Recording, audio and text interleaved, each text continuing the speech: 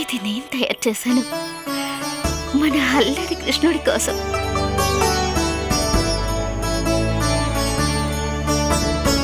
కానీ ఇది తనకు సరిగ్గా సరిపోతుందా? తను ఎలా ఉంటాడు, ఎంత పొడుగో ఇది నీకెలా తెలుసు?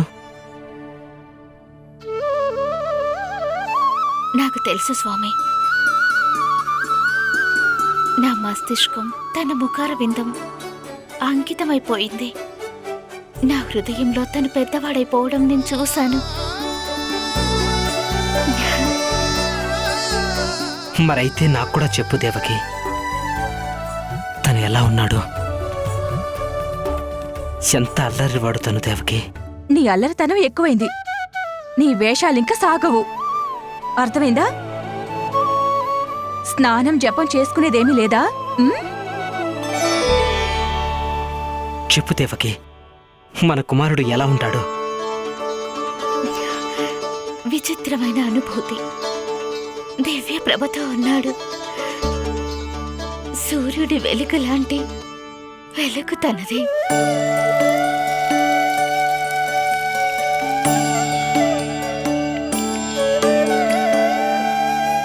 చక్కటి మెరిసే గోధుమ రంగు. ఎవరు చూసినా సరే మనసు ఆనంద తన్మయంలో ఉండిపోతుంది. అమ్మ, నీళ్లు ఇంత చల్లగా ఎందుకుంటాయి? ఎందుకంటే నా కన్నయ్యకు స్నానం చేసేటప్పుడు ఆనందం కలగడానికి. కేశాలు ఎంతో ఘనంగా ఉన్నాయంటే వర్ష ఋతువులోని చీకటి మేఘంలా. కళ్ళల్లో ఎంతటి తేజం ప్రబలుతుందంటే అవి విరిసిన 2 కమలాలు. ఇక మాటలు ఏది కనిపిస్తే అది, ఏమిటి, ఎందుకు, ఎలాగంటే క్షణకాలం అన్ని తెలుసుకోవాలని ఎంత జిజ్ఞాస ఉందంటే చకితులను చేస్తాడు. తన ప్రశ్నలలో జగతి మొత్తం కనిపిస్తుంది. అమ్మా, ఎందుకు తెల్లవారుతుంది? ఎందుకంటే సూర్యదేవులు రథం ఎక్కి భ్రమణానికి బయలుదేరతారు కాబట్టి. కానీ సూర్యదేవులు భ్రమణానికి ఎందుకు బయలుదేరుతారు? ప్రాణులన్నిటికీ వెలుగునివ్వడానికి. సూర్యదేవుని ప్రకాశం పసుపు రంగులో ఎందుకుంటుంది? ఎందుకంటే నా కన్నయ్య ధోతి పసుపు రంగులో ఉంది కాబట్టి. సరే అమ్మా, సూర్యదేవుడు గుండ్రంగా ఎందుకుంటాడు? ఎందుకంటే నా కన్నయ్య మాటలు కూడా గుండ్రంగా తిరుగుతుంటాయి కాబట్టి.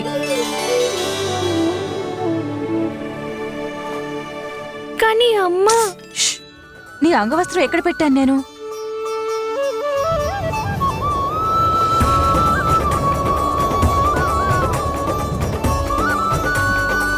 వస్త్రాల ఆభరణాలతో పాటు ఇక్కడే పెట్టాను కదా, ఎట్టెళ్ళిపోయింది? ఎంత బాగుండేది ఈ వాయువు దీన్ని ఎగిరేస్తూ నా కృష్ణుడి దగ్గరికి చేరిస్తే బాగుండు.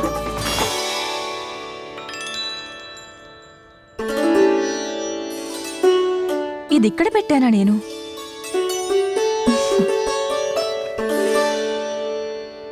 ఇంత అందమైన కళాకృతి దీన్ని చూడనే లేదు నేను.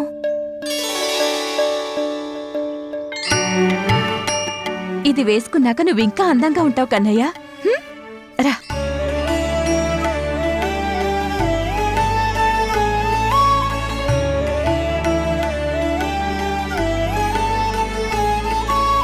కానీ అమ్మా, ఇక చాలు కన్నా, ఇక ప్రశ్నలొద్దు. కదలకుండా ఉండు, నన్నిది నీకు పెట్టనివ్వు.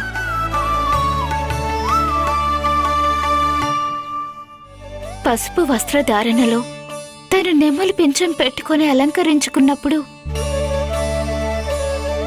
సరే, ఇక లేచి చూపించు నా కన్నయ్య ఎలా కనిపిస్తున్నాడో.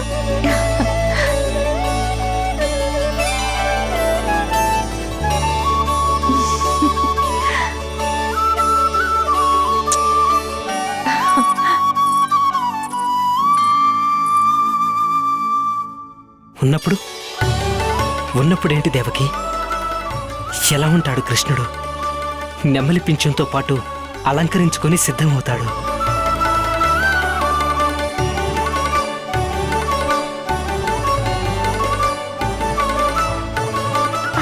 శ్రీమన్నారాయణుడు లాగుంటాడు.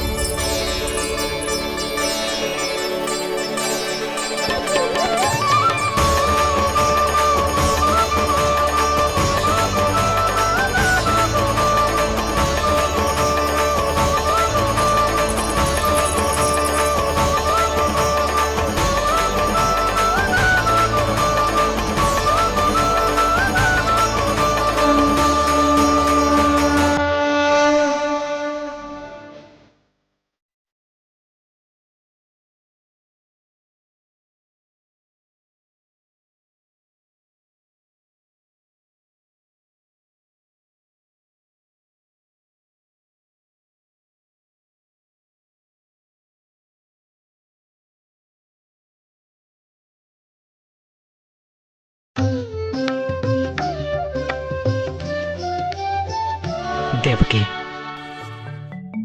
ఇవాళ కృష్ణుణ్ణి వర్ణించి నాలో కూడా ఆశ చిగురింపచేశావు.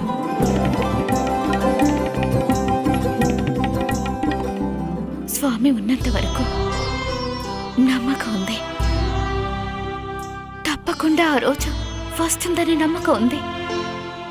మన కుమారుడు కారాగార సమానమైన ఈ కక్ష నుంచి మనల్ని బయటికి తీసుకెళ్ళడానికి తప్పకుండా వస్తాడు. అప్పుడే కంసుని అత్యాచారాలను కూడా అంతం చేస్తాడు.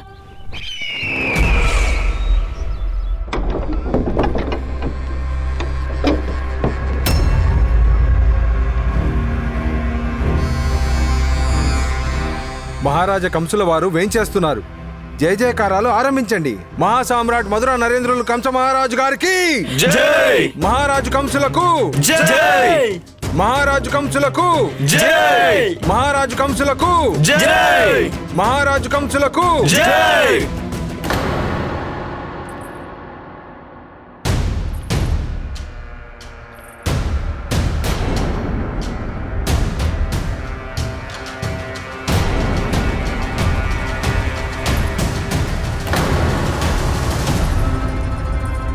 అస్తి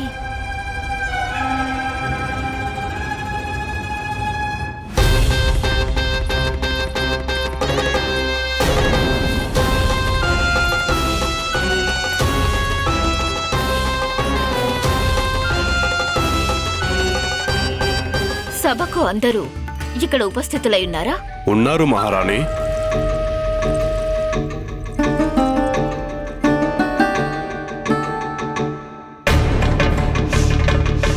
మరేంటి మీ సమాచారాలు? మాస పన్నులు పోగు చేసి కోశాగారంలో జమ చేయించాం మహారాణి. మనం త్వరలోనే వేరొక కోశాగారం ఏర్పాటు చేసుకోవాల్సి ఉంది. కొత్త శాస్త్రములు కూడా వచ్చాయి యువరాణి. ఇంతకు ముందు కూడా పదునైన అంచు కలిగి ఉన్నవి, ఎంతో అధిక శక్తి సంపన్నమైనవి మహారాణి. మన నిపుణ యోధులు స్వయంగా పరీక్షించారు వాటిని.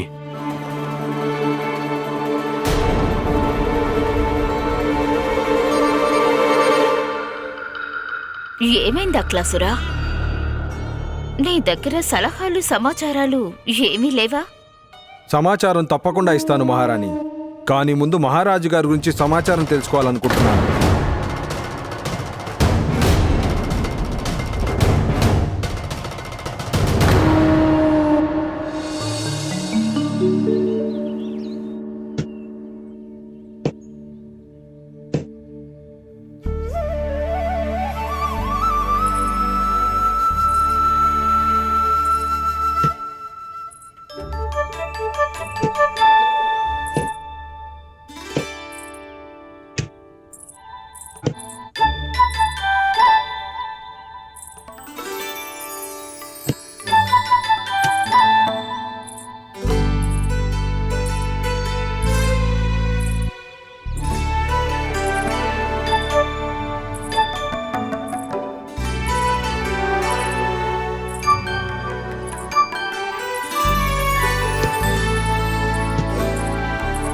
నాకు తెలుసు నా వెనకాల ఎవరున్నారో. అమ్మా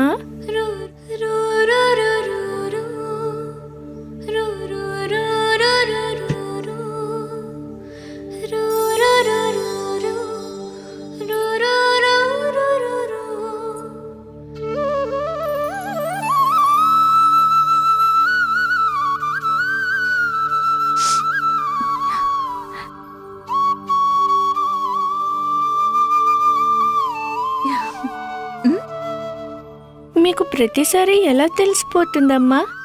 మీ కళ్ళు 4 వైపులు చూడగలుగుతాయా?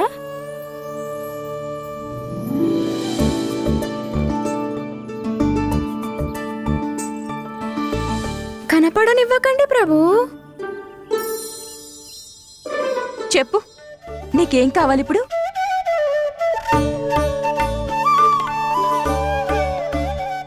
లడ్డు కావాలా?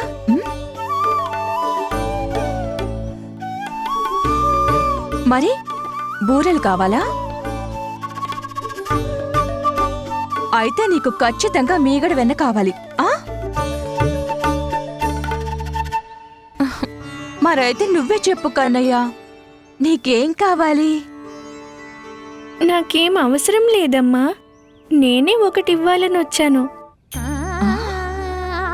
అవునా? మరైతే ఇవ్వు.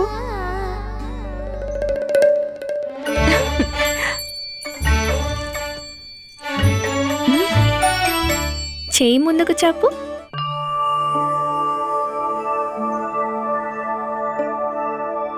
ఇది మీకోసం మాల కట్టి తెచ్చాను. నిజంగానా? కన్నయ్య, ఇది నువ్వే కట్టావా? అయితే దీన్ని నువ్వే నా చేతికి కట్టు.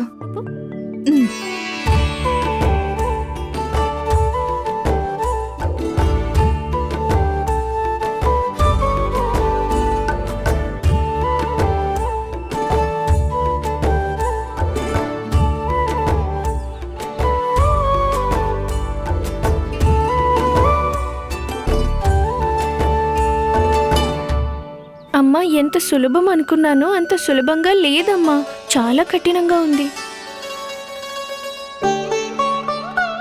అయితే ఏమవుతుంది? కన్నయ్య ప్రతి కష్టాన్ని సులభం చేయడానికి అమ్మ ఉంది కదా, నేను కడతాను.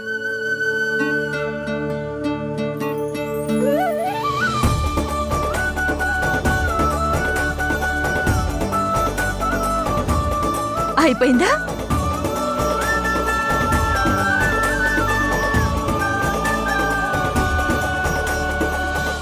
అమ్మ, పూలింత అందంగా ఎందుకుంటాయి? ఎందుకంటే అవి నీలాగే అందంగా ఉంటాయి కాబట్టి. మరి ఈ పూలు ఎలా వస్తాయి? మొక్కల నుంచి. పూలన్నీ మొక్కల నుంచే వస్తాయా? అవును కన్నయ్య.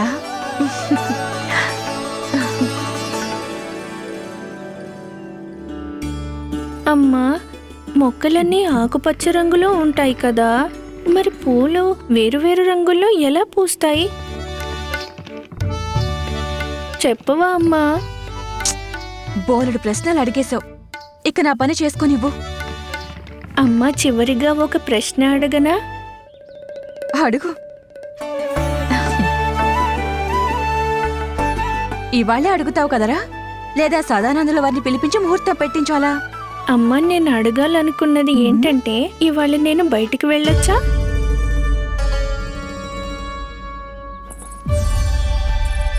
పొద్దున్నుంచి అందుకే పూలిస్తున్నావు కదా, దాంతో అమ్మ ప్రసన్నమైపోయి సరే అంటుందని. నువ్వు సరే అన్నావా? వద్దు అన్నాను కదా, ఖచ్చితంగా వద్దు. సరిగ్గా విను, బుర్రలో కూడా వినిపించుకో.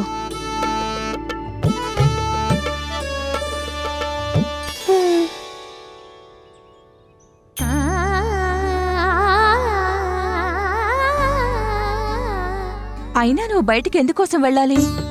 నా మిత్రులతో ఆడుకోవడానికమ్మా. ఆ ఆటలేదో ఇక్కడే ఆడుకోవచ్చు కదా. నీ మిత్రుల్ని కూడా మళ్ళీ ఇంటికి రమ్మని చెప్పు. నిజంగానా అమ్మా? పిలుచుకోనా? గోకుల రాకుమారుడికి తల్లిని నేను, అబద్ధం ఎందుకు చెప్తాను? నేనింకా ఇది కూడా అనుకుంటున్నాను, నా రాకుమారుడి మిత్రుల కోసం ఏదైనా ప్రత్యేకంగా చెయ్యాలని. నువ్వు చాలా మంచిదానివమ్మా. ఇప్పుడే పిలుస్తాను వాళ్ళని. వెళ్ళు, జాగ్రత్తగా.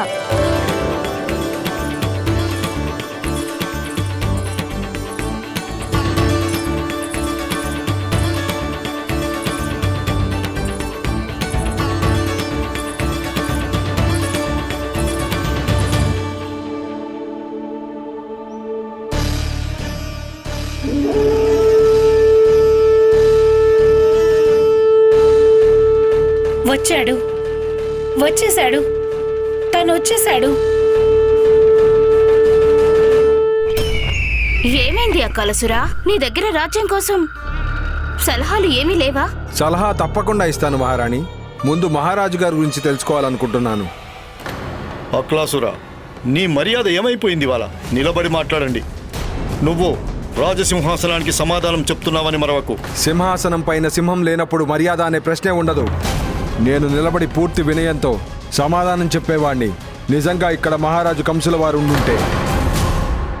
గత 3 సంవత్సరాలుగా ఈ సింహాసన భారాన్ని మోసింది ఎవరు? మహారాజు గారి ప్రతినిధి రూపంలో మధురని ఎవరు సమృద్ధిగా, అధిక శక్తిశాలిగా చేశారు? చెప్పండి, ఎవరి హస్తాల్లో క్షేమంగా ఉండగలిగింది మహారాజు కంసుల వారి రాజ్యపాలన? ఇదే కదా నా ప్రశ్న మహారాణి. సామ్రాజ్యం కంస మహారాజు గారిది, సింహాసనం కంస మహారాజుల గారిది. కానీ అదృశ్యమైంది ఎవరు? స్వయంగా కంస మహారాజు గారే. మీరే చెప్పండి మహారాణి, మహారాజు గారు ఎక్కడున్నారు?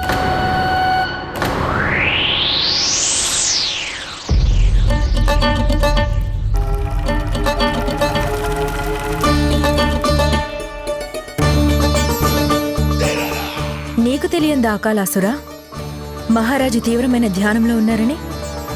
తమ రాజ్య ప్రజల హితం కోసం వారు తమ కర్తవ్యాన్ని నిర్వర్తిస్తున్నారు. రాజు మొదటి కర్తవ్యం ప్రజల గురించి ఉంటుంది. గత 3 సంవత్సరాలుగా ప్రజలు వారిని చూడని కూడా చూడలేదు. అసలు జీవించి ఉన్నారా? ఆపండి!